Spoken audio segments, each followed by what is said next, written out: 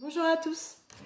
On va faire un petit truc aujourd'hui. Je vais vous parler de quelque chose que souvent les gens pensent et qui est un petit peu erroné. On peut entendre souvent le «Ah la vache, t'as trop de bol d'être médium, t'as trop de bol d'être guérisseuse, qu'est-ce que j'aimerais pouvoir le faire. Waouh. Alors, là, ça s'appelle regarder la partie visible de l'iceberg. On va aller regarder la partie invisible de l'iceberg. Alors, ok, c'est une chance, entre guillemets, mais enfin, cette chance-là, on l'a tous. Nous avons tous cette capacité de pouvoir accompagner l'autre avec ces moyens, ces moyens-là, donc la médiumnité ou la guérison. Mais on va parler de la partie invisible de l'iceberg. Il y a certaines personnes qui décident de travailler cette capacité-là, et pas un don, cette capacité-là. Et il y en a d'autres qui n'ont pas eu le choix d'emprunter cette voie-là pour diverses raisons, parce que la vie leur a montré que, en partant sur une autre voie, ça n'allait pas, il y avait des soucis, et donc elle impose, entre guillemets, des expériences pas toujours cool pour nous permettre de prendre ce chemin-là. Lorsque une personne vient me dire t'as du bol d'être comme ci, d'être comme ça, en plus j'aime pas trop les cases, donc c'est vrai que c'est pas évident, mais j'aime bien quand même remettre les choses dans un contexte, le contexte de beaucoup de médiums ou de beaucoup de guérisseurs, c'est-à-dire les épreuves que l'on a eues sur notre chemin, qui souvent ont commencé très très jeunes, donc qui nous a donné une maturité différente, donc un sentiment de ne pas appartenir aussi à des gens qui ont notre âge, donc d'être en décalé, un décalage permanent. Et puis ces épreuves, il a fallu les relever.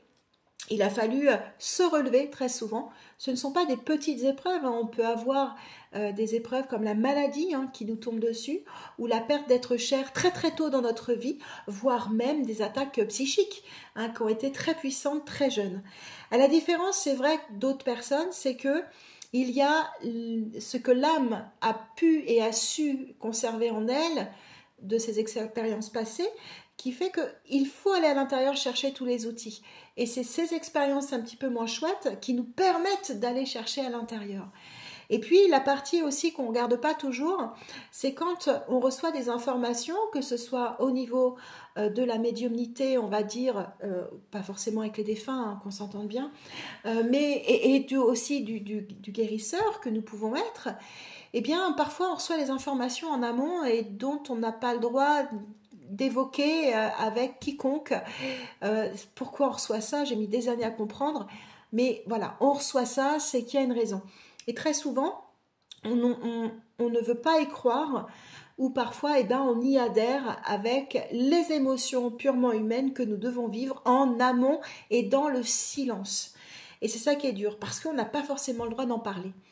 Et lorsque les événements se positionnent dans la matière, eh bien, il peut y avoir un sentiment de culpabilité qui naît à l'intérieur de nous parce qu'on n'a pas eu le droit de le dire. Mais en plus, les membres de notre famille, par exemple, peuvent nous faire culpabiliser parce qu'on ne l'a pas dit. Donc, imaginez le positionnement du médium ou du guérisseur, ce qui se passe à l'intérieur. Il est complètement essoré et ça, il faut vivre avec. Et c'est ça qui est dur. Ça fait partie d'une des facettes de l'invisible, on va dire, de l'iceberg. Et il y a d'autres facettes, évidemment, mais il faut bien prendre conscience que je ne crois pas que ce soit une chance d'être... il ne faut pas nous envier. Voilà, c'est un peu ça. Parce que très souvent, on a une vie qui est quand même extrêmement riche, riche en travail sur soi, riche dans les rencontres, riche spirituellement, mais comme tout est équilibre, eh bien, il y a la même chose à côté. Et puis, il y a autre chose aussi, c'est que nous devons être extrêmement alignés en permanence et il ne faut pas oublier que nous sommes humains. Donc, on a nos pensées humaines, on a nos colères humaines, enfin bref, tout le spectre d'émotions de l'humain, on l'a. Donc, il faut arrêter de croire qu'un médium, qu'un guérisseur, ce sont des personnes qui sont des sauveurs, déjà pour commencer. Nous ne sommes pas sauveurs parce que nous sommes humains, nous sommes comme vous. Nous avons juste une ouverture qui est différente et parfois, certains individus sont là pour vous permettre justement d'ouvrir ce champ du possible parce que nous l'avons tous. Donc ça, il faut vraiment prendre conscience. Donc, n'enviez pas les médiums, n'enviez pas les guérisseurs parce que je pense que beaucoup seraient d'accord avec moi.